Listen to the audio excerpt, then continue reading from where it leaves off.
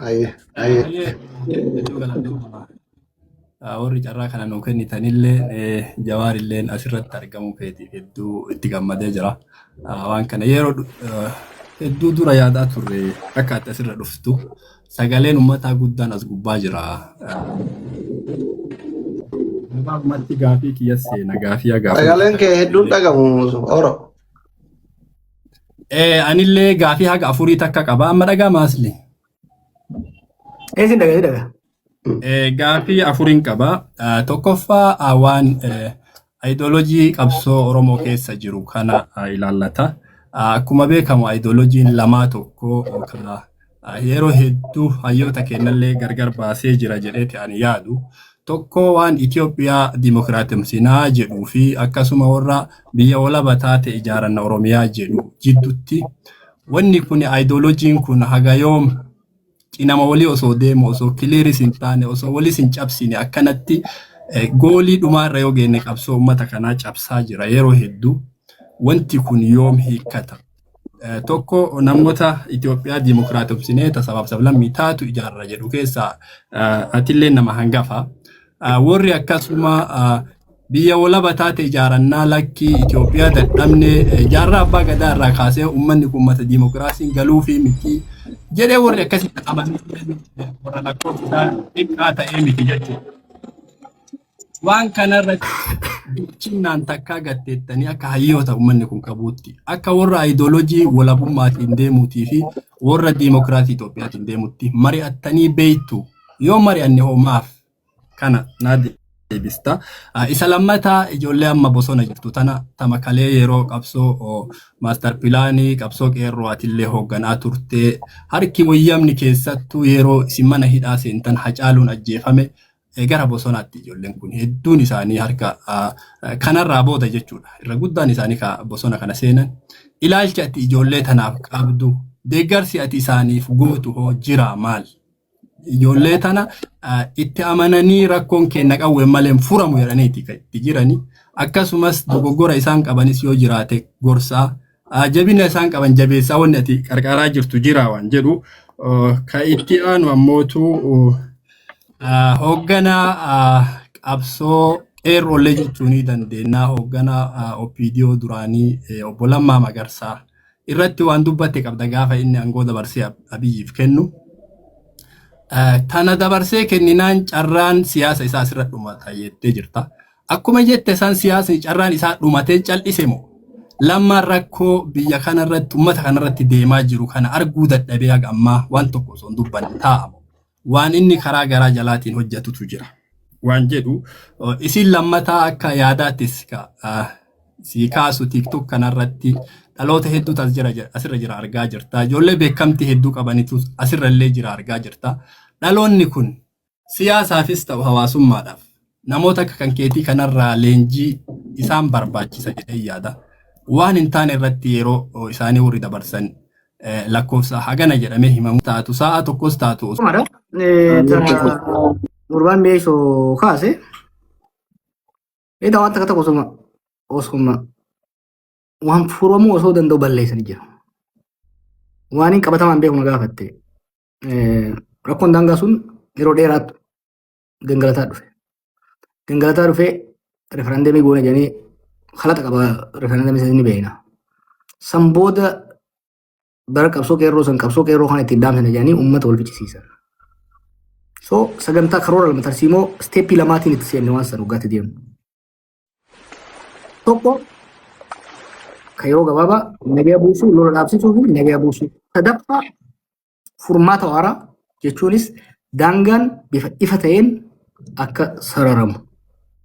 Sadaffaa immoo hawaasni kun misoomaa fi hawaasummaadhaan wal hidhataa akka deemu jiru development project baafneeti kan deemne jechuudha.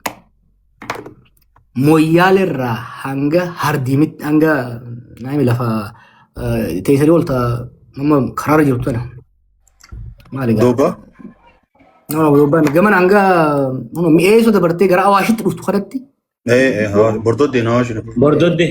Hanga bordoddeetitti moyyaalerraa hanga bordoddeetti gosoota lamaan jiran. Hanga konfiyuuzina godhanitti gaafa tokko waan ta'e hima. gosa lama dhufe gosa Oromoo fi gosa Oromoo Somaalee. Gosti Oromoo sun afaan Oromoo haasoftu afaan Somaalee haasofti. Gosti Somaalee afaan Somaalee sirriitti hin beektu afaan Oromoo haasofti. Gara baabbilee kanaan si'a. Uummanni kun wal keessa jira. Wal loluun barbaadanii wal lolchiifamaa turan. Araaraas godhachuu danda'u. Garri Booran irraa kaasee as hanga Iisaa fi Ituu jidduu jirutti sanii gaditti hanga gosa balbalaatitti nama finnee mariisifnee Finfinneetti, Dirree Dhawaatti, Naayiroobiitti, Dubaayitti, Ameerikaatti, Awurooppaatti marii bal'aa goone waan san dhaabuu dandeenya jechuudha. Karoora itti aanu kasila mootummaan fudhatee muddootaas mari'achiisee seenaas laalee seeraas laalee daangaan san akkan sochoonetti furamuu qabu ture. Hin goone dhaaban. Amajjaa nageenyi dhufeeti amma lamaan dabre kana waggaa qabsoon eegaltu deebisanii eegalanii jechuudha. Ammas taatu dhaabbachuudha qaba. Maaliif warra hedduun deeme hanga isa baalee ganda garra riiraa kana gad hanga madda olaabutti deemee daangaa Oromiyaa ceenee laalle warra obboleeyyan keenya Somaaleetiis. Namu dachii fi ni beeka. Wanni godhuu qabnu maali? Tokko nagaa buusuu, lammaffaa daangaan ifa godhuu, sadaffaa piroojeektii gurguddaa ummatoota daangarra jiran kana waliin akka misoomanii fi hidhata amma riisoorsi skeersitii illee jira kontiroobaandii hedduu kan uummata kan lolchiisu jechuudha. Kanaaf piroojeektoota gurguddaa godhuu. Itoophiyaan waggaa dizaayin gootu namu beektaa mana akka ifii ta'u ijaarratame akka isaa ta'utti. Warri ijaare akka isaa ta'u ijaare.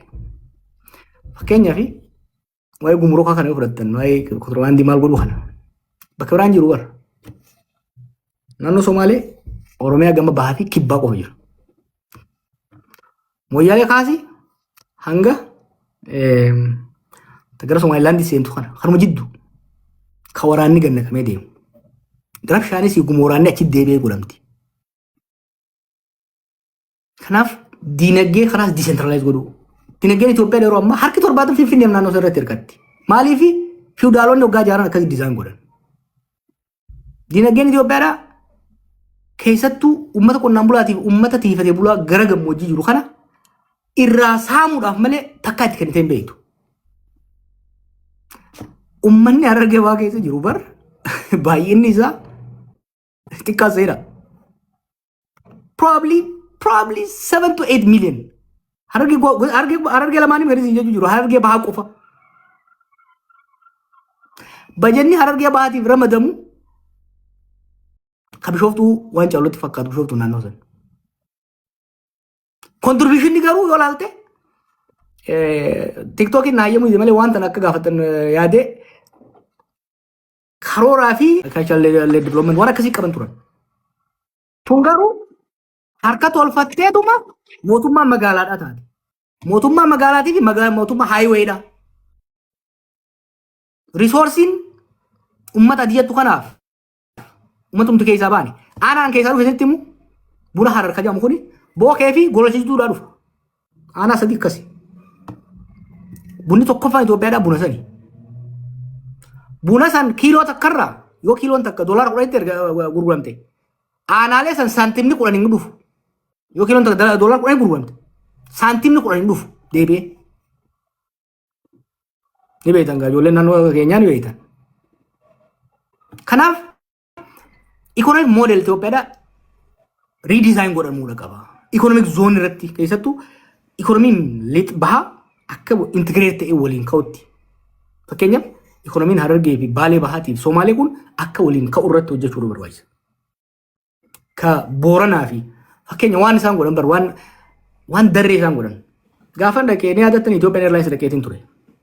Wanni tokko CEO isaanii wajjin haasofne naannoo uummanni keenya tiifatee buluu jiru kanatti eerpoortiin tanamaa osoo hin ta'in eerpoortiin fe'iinsaa akka ijaaramtu. Fakkeenyaaf bakki propose goone Mooyyeelee fi Nageellee ture. Nageellee Booranaa ture. Maaliif jenne isin fakkaate? Yeroo hedduu galaaltan uummanni keenya kun loon qaba re'ee qaba boonni dhufee jalaa fixa. horiin booran irraa fe'amee Finfinnee waggaa dhufe gatiin isaa hedduu gadi bu'a. Maaliif waan fe'iinsaa waan maaliif jira jechuudha. Horiin sun garuu re'eenis horiinis achuma qalame xayyaaraan fe'amee Saawudii yookaan kutaate Saawudii biyyoonni Arabaa kun ni fudhatan. Xayyaara maal godhan beektaa? Yaabeelloo ijaaran instead of Moyyale.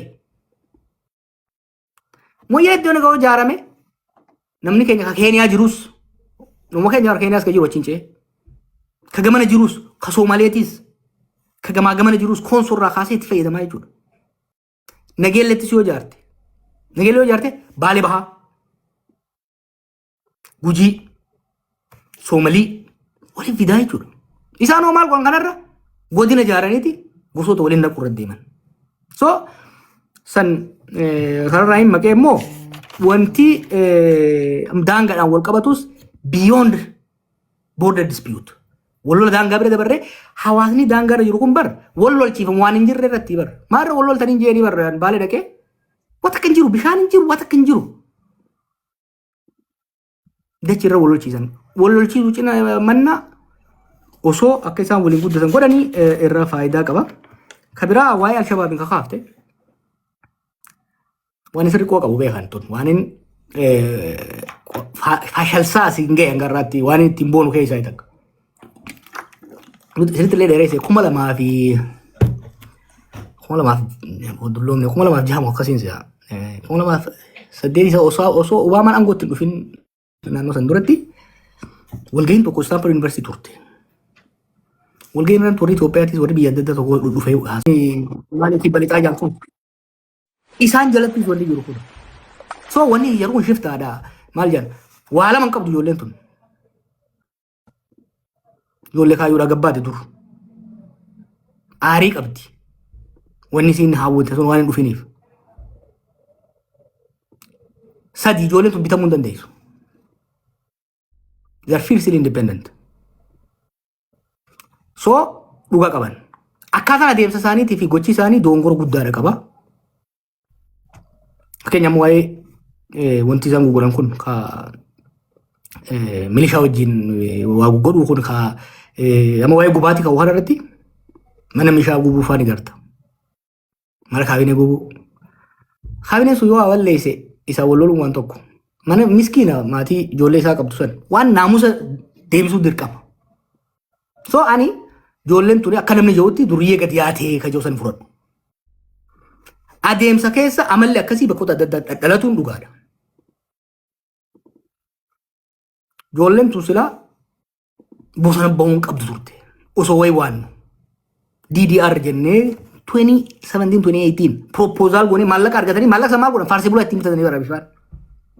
Maallaqa UNDP irraa waraana baa'oo waraana Gimboo Sabaat qondaalota gurguddaa kana qubachiisuudhaaf qophaa'e faarsee bulaa asiin warra asiin wajjin haasaa ture kana $5,000 $10,000 qaxaru turan. Akkuma anuma arrabsuu irratti maallaqa UNDP irraa waraana Eertiraa dhufe ka biyya keessa jiru qubachiisuudhaaf dhufe ana arrabsiisuu irra balleessan maallaqa ajaa'iba asitti ta'a. Ijoolleen sun mana hidhaatii baatee tiraanspoortiidhaan Arsitti Booranatti bakka ittiin galtu dhabde ijoolleen tun. Marroo isaan dura waan ba'eef ture. Ijoolleen 300 wayi Eertiraa irraa dhufte. Oppidiyoon kaleessa manaa isaan baafte irra deebitee itti fincoofte. Akka namaatti itti dhagamee caakkaa galte. Gaafan galaa jedhuun 2019 haqa isaanii ni beeka. Guddoo Oromiyaadhaa laalaa jennee galaa jennee malee. Ijoolleen galchine maal godhan? Itti taphatan. Deebitee caakkaa deebite. Eertiraa dhuftee caakkaa deebite. Ijoolleen takka takka ni bineensomtee ganamuu adda addaarraa ka'ee jechuudha. So tokko dhugaa qaban kana himu. Lammaffaa dhugaa qaban jedhanii garuu uummata miidhuun hin ta'u. Yoo dhugaa uummata kanaaf ka yaadan taate waachuudha qaban siyaasaan hoogganamuu danda'uudha qaban. Araarsuuf yaallee jirra amma reefu waliin haasawuu hin danda'u naan jee gurbaan reefu na gaafate. Hedduu yaalle. Amma yaayyaanis dubbachuu ture. Akka yaadatti yaada bareedaadha. Ameerikaa finnee, Noorwee finnee, Keeniyaa finnee, Igaad finnee, UN finneeti. Maallaqaas beekumsaas dippiloomaasiis finneet balleessan walgahii Taanzaaniyaa daasan. Maaliif? jumlaadhaan marroo hojii tajaajilurra chirichaaroodhaan sanyiifaa bituu qabna je'aniit balleessan. Durirraa kaasee maal jechuun turre wanni kuni baduu hin danda'u. By the way, amma TPLF akkasii yaaluu jiran baduu hin danda'u. Liberation fronts are not easy to destroy. Kanaaf yaallee jirra. Amma namni gowwoomuu qabu. Harka mariidhaaf balbalti banaa ta'uu qaba. Garuu harki micciiramuudha qaba. Harki micciiramuudha qaba jechuudha. Ibiddi jalaanis gubbaanis hidhamuu danda'uudha qaba. Ibiddi uummataa. Amma immoo gaariidha. Diinagdee biyyattii cinaa ol lolatti fixanii taan nyaatanii fixanii amma uummata nyaatu jiran. Uummanni kun gaafa irraa fixan waan hin oolle jechuudha. Daayireekt godhaa deemaa jirra waan uummataa kana. Dhaloota TikTok ka jette. Talamma. Achiidhaan ta TikTok isi dabartu. Amma lammaan isin yaa deebisu. Maaliif usee saba useef ani hin beeku. Yeroo amma jiru kanatti haala uummanni keenya biisuun keessa jirtu usuun sheekotaaf darasootaan dubbadha yeroo jennutti hoggansi siyaasaa usuun yoo siyaasa irraa abdii kutatee amma booda siyaasa toobadhee namni jiru taate sun kara tokko. By the way, waaniin afaan itti hime isinitti mujjira. Afaaniin kallattii waan itti hime. Yoo siyaasa toobatee amma booda siyaasa Oromoo fi Itoophiyaan barbaadu jee toobatee gara bira godaane sirriidha. Callisuun. Garuu dhimmi uummata kanaa na laallatti. Uummata kana haqa narraa qaba. Yaadaan qaba uummata kanaaf kaja'u taate dubbachuun dirqama jechuudha. Boru gaafa dubbiin oowwite qofa ta'uu hin qabu. Rakkoo uummata ammarraa dubbachuun barbaachisaadha. Lammaan galata qaba amma duraa jeetiin jira. Warra biyya saamaa jiru maafiyaa tana hojjetee uummata saamuuf ajjeesuu dhabuurra keessaa ba'uun galata kennisiisaaf. Garuu immoo dhageettiif kabaja uummata keessaa qabu san fayyadamee uummata kana anis yaaleetiin ture barruusuudhaaf hin dadhabe. Roorroon miidhaan uummata irra ga'u na dadhabsiifnaan itti deebi'e. An dalagaa eegaleetiin ture jireenya mataa kiyyaatiin jiraachuu ture Keeniyaatti. And I love that country. Kan hin deebisee keep olis seenee tabira seenee foonii fi jechuudha. Kanaafi an akka kiyyatti lammaa qofaa miti namoonni birootis yoo fuulduree Oromoo fi Itoophiyaa irratti gara fuulduraa shoora qabna kajaan taate arra dubbachuun arra qabsaa'uun arra waan danda'aniin uummata kanaa dubbachuu fi gargaaruun barbaachisaadha. Ka dhalootaa hedduu negatiif hin ta'inaa. Akka Oromoon amma 8 kana taateen uummanni guutuun osoo maraatee irra laalamuu qabu. Amma 50 qabsooyne roorroo alagaaf irraa kaafne warri baadhanne ol baafne warri kaleessa afoo hin laayyannee bira dabarreef kaabineen qenda keessa nama nurraa fidde. Wallagga hin jiru barjoolle namni hin jiru amma godin horroo guduruu jaamu kana faa bakka fakkadaan faa socho'aa turan kana dargaggeessi hin jiru manguddoon hin jiru abbaan qabeenyaa hin jiru qeesiin lubbuu qabu hin jiru dhabamsiisanii jiran shawaa lixaa kana fixanii jiran wal jidduutti shawaa ba'aa kana amma dheengadda gadaa tuulama takka ni maxxasaa turre gardarimi manguddoo beekumsa qabdu laayibireerii gurguddoo meeqaan alaak ta'e beeke. Kanaaf ijoollee amma Saawud Arabiyaatu gareetu rabbashtu kana we need collective therapy bara akka biyya akka uummataatti wanni nuti keessa deemne. Mirqaana oowwaa 2018 san keessa balaa hamaa ajjechaa caaluutiin samiitu hixxeen. Wanni nu keessa turre ijoolleen tun hoggaa dhuftee xiqqashoo express gootu. Biyya bilisa baateeti biyya arabaa dheetee gabroomtee bara ilmaan teenya. Biyya arabaa keessa teessee aara qabdu hoggaa baatee asirratti hoggaa dubbatte understand godhuun barbaachisaadha. Understand them. Garuu bilchina qabdi ijoolleen tun. Ijoollee magaalaa keessa deemtee waa haasoo ittiin hoggaa laaltan. Maturity siyaasaa isin qabdu ani nama siyaasa qortu. Psychology ummata amma tokko ni ilaala. Political psychology isa. Osoo mola arrabsitullee bilchina siyaasaa qabdi ijoolleen tun. So isin warri as babaatan kun arrabsuuf xiqqeessuu osoo hin ta'in suuta rechanneling energy isaanii rechannel godhuu qabna. Gara positive ta'etti suuta xiqqeessuun ari'uun maaliin osoo hin ta'in taphachiisaa akkuma dooktorii fi sheetichi fa'aa godhan kanatti taphachiisaatis maal godhaasis gorsaatis sheekonninis qeesonninis waan rabbiisis itti himaa ijoolleen tunis immoo waan araadummaa kanas itti himaa nummoo waan siyaasaa itti himaa suuta deeffannaa. Deebisaa barsiisaa suuta barsiisuu osoo hin ta'in wal'aanuu barbaachisa. Oromoon wal'aansa barbaaddi. Oromoo tan wal'aanne bara madura. 91 caba guddaa ture Oromoodhaaf. Injifannoo guddaa ture caba guddaa ture. Sanboota namuu 91 leencoo lataa 91 soojoo ammatti 20 Oromoon tu jira keessatti. Sanboota 2012 irraa kaafnetti wal'aanne Oromoo tana akkuma haakimaatiitti akkam goone collective self esteem namni isinillee dargaggeeyyi malee bara sana immoo gamana taasisaa dhayitee Minnesota sana keessa. Oromoon faayidaa qabdu Oromoon waliin taatu Oromoon tokkummaan qabdu maal akka amma agartan kanatti Harargeen gosa adda addaatti Arsiin gosa adda addaatti Wallagga maal qabdu ture. Suutuma waan irratti wal ta'uu baannaan taakalee isaa jenneeti. Qophii afran kalloo qophii haala biraa qophii sochii bacaatuu lamaa tapaalee osoo jennu muuziqaa haacaaluu fa'aa dhufanii wargaa suuta deebilee Oromoo wal'aanee wal'aanamuu qabu uummanni kollektiivii wanni isaa akka deebi'uuf. Amma caba hamaa keessa seenee Oromoo goota dabre kana. Amma suuta deemsu jirra. Suuta wal'aanaa deemaa jirra jechuudha. Ni wal'aannaa ijoollee gorsa qofsoo hunda ni wal'aa deemna.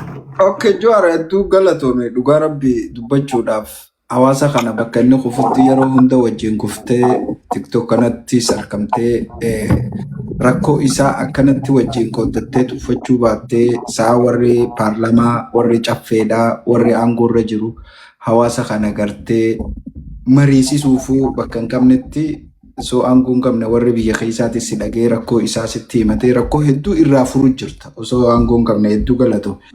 Inni biraa jara keenya namoota hedduutu keessaanis nutti barreessu jira hanqinni shamarraniitis ni jira wanna jechaa jiranii orroo kiyyaatis Singabuuza Siraaj Sabaa itti fufii jaal ibsaa itti aantaa marga itti aanaa akkasi kallattiidhaan itti hafuuf nuun isiniin jaa beekaa ergadhume beekaa barbaadeetiin si dhabe. Ayyee ulfaadhaa galatooma Jawaaratis ulfaadhoo galatoomni jidduutti argamtee ibsanuu kennuu keetii fi gaafiiwwan qopheeffadhe garri caalu gaafatameera. Garuu gaafiiwwan hin tuqamin xiqqoo kaaseetiin si gaafachuun barbaada. Jalqaba irratti waa'ee mooraa qabsoo Oromootiin wal qabatee gaafii gaafachuun barbaada. 2019 I think akkasumatti fakkaata gaaddisa Oromoo tokko hundaa'ee ture. Achi booda achi as qabsoon Oromoo mooraan qabsoo Oromoo hundi kan garaa qabatee kan deemaa ture. Dhaaboleen siyaasaa hundinuyyuu kallattii garaagaraatiin yookaan ammoo ilaalcha garaagaraatiin kan isaan deemaa jiran Oromoo akka inni walitti daandii tokko qabatee yookaan ammoo galma isaa akka hin geenye taasisee mooraan Oromoo maaliif itti tuuti? Abaawonis, Kaafaawonis, Waboonis, Kabraatis kan inni qabsaa'uuf Oromoo bilisa baasuuf qabsaa'aa jira. Garuu ammoo kallattii garaagaraatiin kan isaan imalani. Maaliif itti tuudidee mooraan qabsoo Oromoo maaliif kallattii tokko qabaachuu dide kan jedhudha. Waa'ee marii waraana bilisummaa Oromoo kaasteertaa irraan deebi'u gaafiin biraan kan kaasuu barbaade Oromiyaa keessa Reuters 24 Februaarii keessa gabaasa tokko baasee ture. Iskwaadii ajjechaa tokkotu Oromiyaa keessa jira. Koree ajjechaa Oromiyaa kan jedhu baasee ture. Ajjechaa abbootii gadaa karrayyuu isaantu ajjeesee ajaja akkaataa itti ajjeefaman tokko lafa kaa'ee ture gabaasan dubbiste jedhee yaada. Amma dhiyeenya kana maafiyaatu dhufe. Maafiyaan boo Adaamaa, Shashamannee, Shaggar, karaa Dirreedawaa fi karaa Harargee fi gara Adaamaa Jimaa dhufu kana eegee warra karatti bututu dhufe. Hariiroon gareen kun lamaan qabu maali?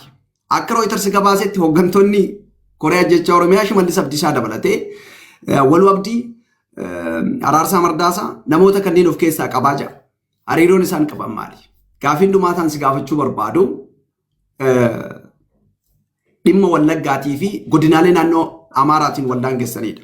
Naannoo kana keessatti azaaba uummanni arge azaaba gosa lamaati arge. Tokko waraana mootummaa fi waraana bilisummaa Oromoo jidduutti waraana geggeeffamu.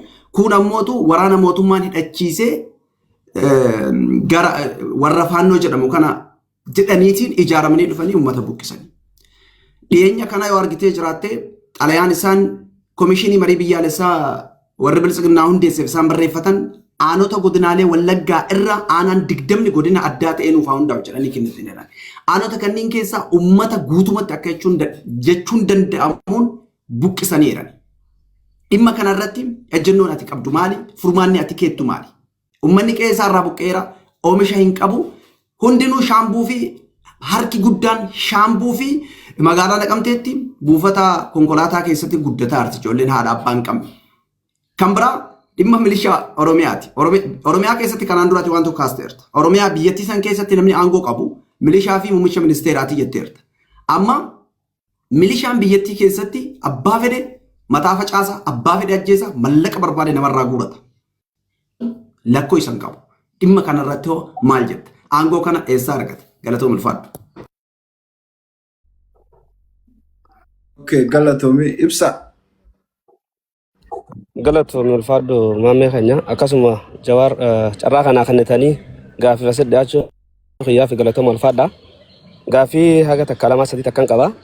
Gaaffiin ta'an takara keessatiin warra biyya bulchuu irraanitti dhuftee Jawaar dhibbaan dhibbatti fannoo deeggaraa fannoo wajji jiraa. Inni dubbii tana sirrii gaafadhuu jedhanii waan kanarraa isa akka ibsanuu kennitu inni deeggartamu hin deeggartu. Inni itti aanu immoo kun gaaffii mataa kiyyanatti ta'e haalli yeroo hunda bulchiinsa sirna Itoophiyaa kana keessatti magaalaan naannoo Oromiyaa malee federaaliin jiru. Waan kun akkami federaala Itoophiyaa kana keessatti federaala ta'uun naannoo Oromiyaa keessa qofattiin tun ija siyaasaa tamiin ilaaltaa ati jechuun barbaada. Inni itti aanu immoo waa'ee ijoollee bosona jirtu sanaan wal qabatee ijoollee tana hagam takka deeggarta. Komii irraa qabdamoo deeggarta. Ammas ijoollee tana keessatti waa lamaatu ta'aa jira. Ijoolleen tun hoggaa ganda tokko qabatte ganda qabata saniin haadhotii teenyan ililchaa jettiin. Ganda san keessa guyyaa san oolti malee guyyaa lammaffaa karaa caakkat deebiti. Mootummaan ganama siittuu ililchee haadha teenya tana ajjeesa. Waan kana hoo akkamiin laalta?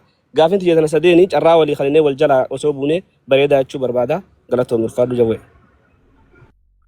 Ayyee galatooma I think deebisu na fakkaata. Margaan ni bu'e. Okay, deebisi bakka. Sadeen bakka deebifte jee yaade. Dura waa'ee gaaddisaa wal qabatee fi mooraa qabsoo ni ibsa. Ce'umsi waan karaa qaba. We're moving from liberation movement waggaa 50 sochii liberationiiti. Gita gittaa warra biraa irratti godhaa turre. Amma we're moving to democratization. Mirga walootiin qabsaa turre duri. Amma mirga walootis jabeeffachaa mirga namoota dhuunfaa. Gaafii nama isin kaasaa jirtan bar gaafii nama reemu jimaadhaan wal qabatee saamichi gibiraa adda addaa kun wal qabatee dinagdee wal qabatu kun namoonni Oromtichii fi Oromtitti akka dhuunfaatti dur Oromoon waliigalaatti qabsaa turre. Amma Oromtichi akka mataatitti mataatti mirgisaa eegamuu qabaa haja'u irratti kan socho'aa jirru. Mooraa isitti adeema. Akkuma reefsu hin jee ijaarame xiqqaa jira lakkoo isaan. Wal wannaan ni jira. Amma immoo amma reefu filannoodhaan sana kaasee inni gaafatee ture kaaba. Filannoon kunis gaarii maal godhaa? Kiliir godha amma. Babargaanfataa ture namoonni adda addaa fi jaarmeen adda addaa. Amma Oromoon bakkuma lama jirti. Bakka lamatti adda ba'uu qabdi. The haves and the have nots. Warra aangoo qabatee sirna kana fufsiisuu barbaaduu fi lakki jijjiiramni dhufuu qabaa warra jiru qofa. Amma bakka lamatti adda ba'uu jirti jechuudha. Sirna kana fufsiifnaa akkuma jirutti Oromoo ajjeesaa nyaataa itti hafufuu nyaatuun ajjeesus Oromoodhaa itti hafufuu lakki Oromoon kan qabsoo jedha kanaaf miti nagayaan baatee galuudha qabdi ooyiruu fi irratti dalagattee saamamuun qabdu haja'u bakka lamatti adda bahee jira jechuudha. Mooraan kun of course clearly adda bahu waliin haasa'in nama jijjiirata. Haa ta'u garuu kana clear debating gara lamatti bahuu qaba. Warri qabsoo irra jiru jireessaan wal qabna mariilee hedduus ni boona sun isin yaachisin. Akkasuma itichaa jirra. Isinitti beekama amma duras akkuma waraada akkamatti karkarsaatuma waan uumne ammas uumaa deemna jechuudha. Waa'ee gaaddisaa jettee gaaddisa Oromoo aangoo irra jiru kanaatu fashalse. Maaliif yaadni gaaddisaa maal ture? Gaaddisa bakka Oromoo qofa sun boota gaaddisa akka Itoophiyaatti uumne eliitiin hayyuun biyyatanii waliin mari'atee wal lolee osoo hin ta'in waliin mari'atee wal falmee furmaata haa fidu jedhu ture murni aangoo tol ba'e garuu olaantummaa murna tokko olaantummaa nama tokkootiin hunda cafayinee deemna jedhanii deemnee hin taane deebi'een dhufan. Deebi'ee dhufanii ka dhufan garuu teessee waan kadhatteef manguddummaa waan itti ergatteef rabbi waan itti kadhatteef himti. Uummata gurmeessitee uummata dammeessitee harka hoggaa mijeertee jechuudha. Sani kan deemaa jiru. Ka horee nageenyaa jedhamu sun horee nageenyaa maqaa xahaaraati. Maqaan najisaa maafiyaadha jedhama. Horee nageenyaa caffee irraa kaasee federaal irraa kaasee hanga gandaatti jirti. Sun maqaa inni dhaati maqaaf dura qabatan. Maqaa xahaaraa jechuun sun. Maqaan najisaa kan jechaadhaa kun maafiyaadha jechuudha. Maafiyaan amma dhibba 20 jira san keessa bakka katiin fayyanii jira jechuudha. Bar wanni hangammaa waan isaan godhan keessa isinii bar baay'ee xiqqoodha. Waan nama jibbisiisu waan fokkisa. Gareen kun yaada adda addaatiin ka'e humna akkamtu keessa ture warra abaaboo keessa ture qabsoo kana keessa ture achi keessa wal madeessee haaloo wal ba'uudhaaf mootummaa galee jira. Warri haala kanas tuttu. Diidamii nama booda eegalolli Tigraay qabbanaa'ee xiqqoo haara galfatan booda warra Tigrootaan lolan san maallaqa mi'eeffatan.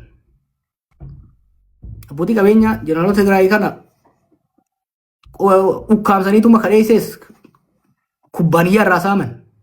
Tokko bar kubbaaniyyaa saame mucaan gabaabaan tokko. Kubbaaniyyaa guutuu fudhate. Akkaawuntiin amma maallaqa san barataniiti wal ga'uu diide maallaqni Tigree irraa hatan. Oromoo garagalfatan boo. Oromoo garagalaniiti dura uummata Wallaggaa waan isaan bar uummanni Wallaggaa kuni Oromummaa lagachuu dhabuu isaatiif galateeffachuu qabna. Waan isaan godhamu. Ani hin beekne hangana ani beekta amma dhiifama gaafachuu barbaadu uummata Wallaggaa. I didn't know how bad it was. Loqoda laalanii Matawaqaan immoo Wallagga taanaan waan biraati. Matawaqaa laalanii loqodni bakka biraa taanaan Wallagga taanaan amboon dabartu amboo dabarraan qeeraa sii ta'a jechuun burraayyuutti. San booda naggaadee kana wal ga'uuti san booda shawaa keessaa gindabarat kana nyaatan dur. Bal'ifatan shawaa kan waliin gahan. Diriirfatanii amma albuuda Beenshaangulii Gujii maal kana keessa jiran jechuudha. So maafiyaan sun amma yoo si jeeftees biyyaa jecha mootummaa jecha 2019 hanga 2020 mootummaadhaa jecha aangoo jecha si jeeftu turte amma aangoo miti. Amma tiyyaan na baasii maallaqa siisamuudhaaf si jeefti jechuudha. Amma immoo dura shawaa lixaarra ta'ee galtu malee amma godina hundarratti caasaa diriirfattee jirti. Ijoolleen wajjin qabsooyite dibeetanii wanni waraabessi foon namaa gaafa mi'eeffate harreen nyaatu. Kana dhageessanisa? Waraabessi foon namaa mi'eeffannaan foon harreen nyaatu. Ijoolleen amma nu wajjin qabsoo keessa ijoolleen takka jara kana wajjin maallaqa saamuu fatteef bar ijoollee sabboontoota turte hedduu amma kana keessa seenee jiru. Cinaa gorsuu jirra, cinaa adabu jirra bifa adda addaatiin jechuudha. So bifa kanaan kan deemaa jiru.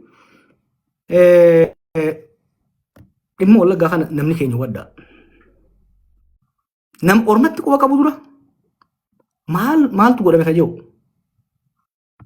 Wallagga keessa Amaarika dur jijjiiru jira. Ka gaafa dargii san immoo sababa hongeetiin Wallagga kun dachiin isaa gabbataa waan ta'eef yeroo lama namni qubsiifame. Tokko gaafa hongeen 70 keessa ture san Walloo irraa bakka adda addaati irraa naannoo Amaaraa kana keessa namni dhufee qubsiifame. Lammaffaa immoo zamana Junaaydiin pirezidentii ta'e Harargee irraa namni qubsiifame. Amaaraa kana maal godhan gaafa lolli wayyaanee ka'uu deemu itti erganii fakkataan kun faan laal mana dhugaa namaa walii dho'isuun wakkachuun hin barbaachisu waan isaan Amaaraa godhan. Waa lamaaf godhan tokko marroo ittiin abaaruudhaaf. Lama Amaaraa kana dallansiisaniit maal janiin dho'isatti ifatti warri mootummaa dhaqanii hidhadhaa ofirraa dhoorgaa shanee janiin. Dhiirtii Amaaraa dubartootaaf ijoollee naannoo Amaaraatti baqachiifattee deebitee mootummaan godhee hidhachiisee lola seenan. San booda hoggaa lolli Tigraay dhumee Bilisiginnaa fi mooraan siyaasaa Amaaraa walitti gibjettu. Amaaruma hidhachiisan kana Oromoo dhahee jedhanii akka Oromoon mootummaa deeggartuuf. Amma miskiinonni tokko tokko kaleefaa maal jedhan amma makalaakaa humna guddaa jiru. Makalaakayaan hunduma dhukaasa callisee ijoolleen irratti meeshaa gurguddaa. Dishqaan ganaa fudhatamaa hidhachiisu jiran. Yaanni isaa maali? Kana jala mul'isanitti hima. Naannoo sanitti akka walqaa'iitiif agadee kana godhanii Oromoo fi Amaarri waluma ciraa akka deemu barbaadan. Gaafii amma galchan itti jettu Gaafii galchuu rakkoo irraa hin qabu. Gaafii nagaan galchinaan. Annaman nagaan gaafii kaasu. Jawaar kun morma kanaa ol kiyyaa yoo jee hanga muradheetiin fudhatan jennetti rakkoon hin jiru. Garuu gaafii kaasuu miti amma kan jiru. Gaafiin sunis kaka'u dura qawwee hidhachiisanitti ummata nagaa wajjiyyuu adda baasanitti gaafiin dura akka dhuftu godhaa jiranii jechuudha. Fakkadaaf as ka hidhachiise bar fakkadaan faan harka kanneen jamee amma deebi'ee guduruu wajjin isin maxxansaa tureemi guduruu wajjin tummadha. Raayyaa ittisa biyyaa jira poolisii jira. Inumaa waan bakka waan sabaa qabdu kaseenuu qabu humna federaalaati. That's the way federalism is designed.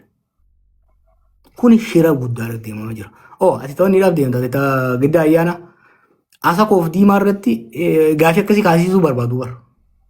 Hanga wanni itti hanga ganda maamee faana faatti hanga machaaraa gubbaatitti furuu barbaadan.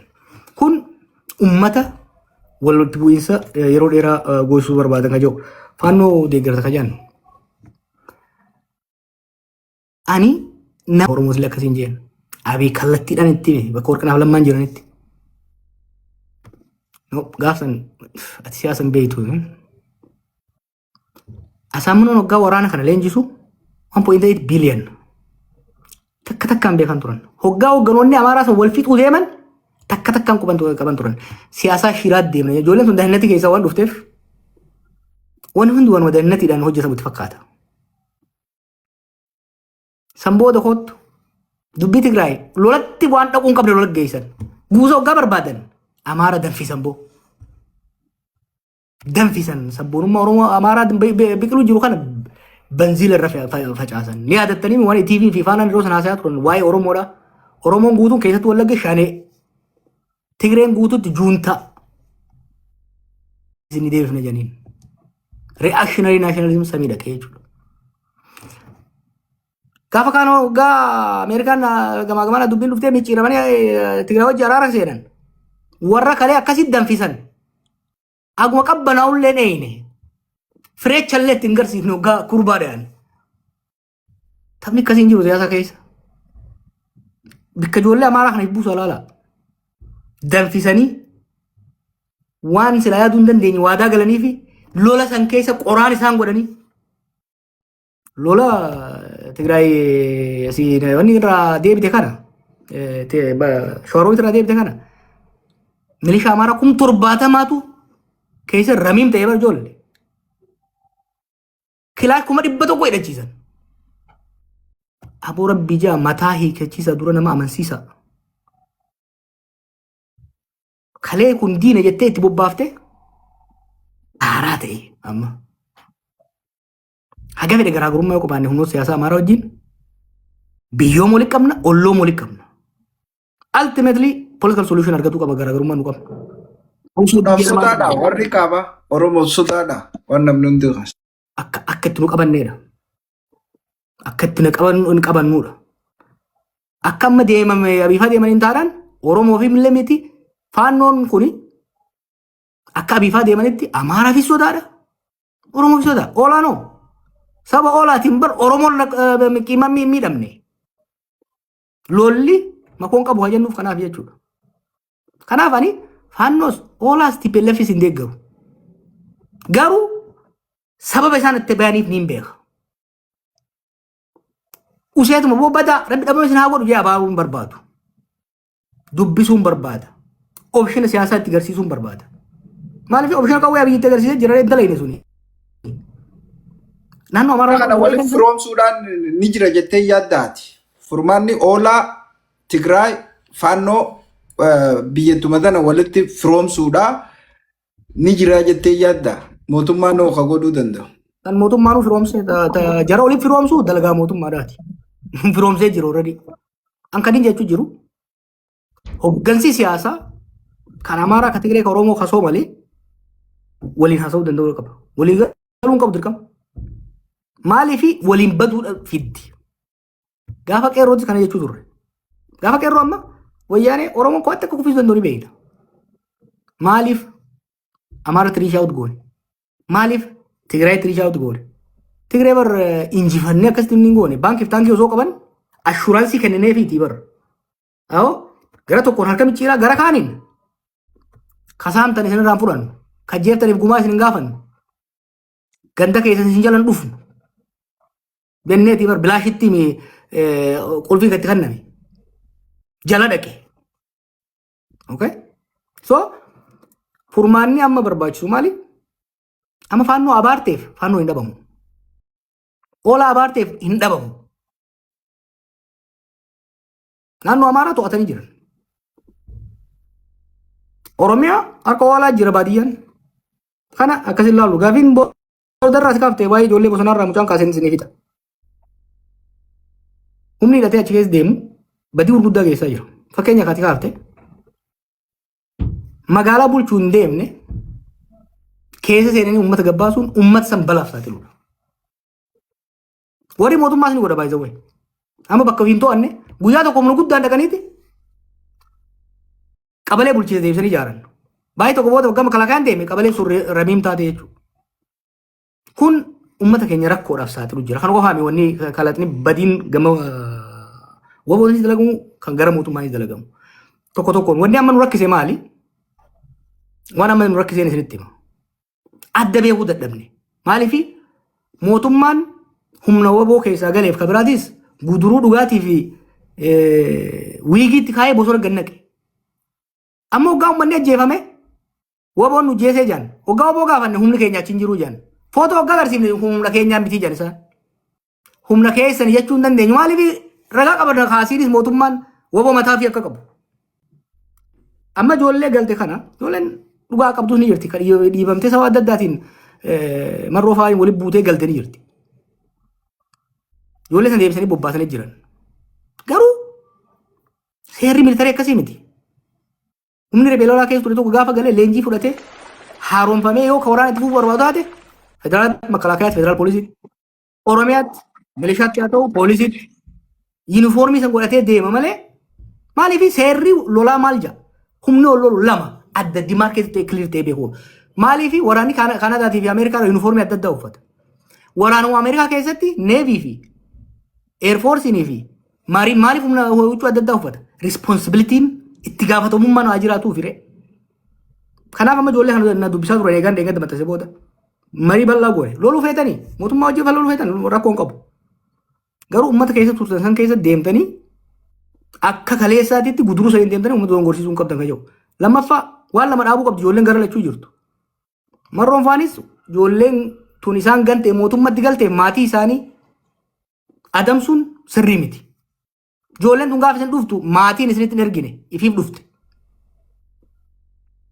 Sirrii miti wanni amma goggodhamu maatii ijoollee galtee kana dha'uun sirrii miti dhaabachuu qabu. Ijoolleen galtee tunis if duuba deebitee tokkoffaa uummata kaleessa isaan nyaachisaa gargaaraa ture irra deemanii kaleen gargaaraa turte jedhanii fiixuun saaxiluun miidhuun isuma feer. Kanaaf ijoolleen tunis akka waliin finne of eeggachuu waliin qabsoo irratti waliin galiin keessaa galuudha. Akkas deemuu barbaachisaa fixaa deemnu gamma. Okay, galatoomni. Galatooma ulfaadhaa namoonni haga ammaatti abbaa qeerroof qarree daawwataa turtan hundi keessanuu galatooma. Ekspiriyaansii joornaalistummaa kana haga hunda hin qabnu. Obbo Siraajimootu gaazexeessaan guddaan OMN turanii dhufanii tapha addunyaa kana beekaa jiran natti fakkaata. Hundumaafuu obbo Siraaj yoo dogoggoree of kolcha jennaa namoonni gaafiin gaafatin warri akka jaalalloo yoomii abbaa firaa fi karrayyuu gaafii yeroo gaafattan daqiiqaa gaggabaabsaa namoonni birallee namoota baay'ee waliin gaafii gaafatuu barbaada waan ta'eef daqiiqaa gaggabaabsaa kallattii maanii eenyu jaalaloo dura seenatti fakkaatee daqiiqaa tokkoo fi waan akkasii hedduu gaafii barbaadu gaafa. Galatoomii Aslii Dr. Aslii akkasuma Abjaawar Jawwee baga karaa karaan nu dhufanii akkanatti karaa Oromoon ooltuun rakkoo Oromoo dabarsuu gaariidha ulfaadha jedha. Ani yaadni gaaffiin qabu tokko daangaleen Oromoo kun mootummaa siyaasatti fayyadamaa jira. Baalee akka jirtus maaliif kennamtee Neetworkiin diqaqqabaa. Harargeen akkasii naqabaa jiraan dhagamu. Diqaqqabaa. Ammoo Aslii. Dubbadhamame. Jechuun akkuma waliin beeknu nuti agartee warri daangarra jiru kun akka malee miidhamaa jirra. Baale waggaa 20 dabre kanaa fi miidhama hamaa keessa jirti. Somaaliidhaan saamamaa jirti. Ka haala mijeessu mootummaadha. Hawaasni keenya akka jirutti buqaa jira jechuudha. Kariiraatiin wal qabatee jechuu barbaadeeti. Namoonni waggaa 20 dura buqaan gammoojjii Baalee kanarraa hanga amma sharaa jala jiranii. Kuni daldala siyaasaati. Mootummaa ka haala mijeessee akka Somaaliin buqqiftee lafa san babal'ifattee alaabaa keessa dhaabbattu godhe mootummaa dabranii fi kan maalleen uummata akka godhaa jira. Wanti kun furmaanni maal jechuu barbaada. Furmaanni akkamitti agartee uummanni kun qabeenya isaan irratti deebi'ee jiruu isaanii itti fufuu danda'a kan jedhu. Because sagaleen uummata gammoojjii akka malee uummata gammoojjii Baalee kun ukkaanfamee jira wallaahi. Namni tokko irraa quban qabu rabbii malee jechuu. Rabbii malee. Ummati waggaa 20 dura buqqa'e haga har'atti illee sharaa jala jira jechuudha. Falli jiru maal jechuu barbaada? Walitti firoomsuudhaaf hawaasa Somaalee kana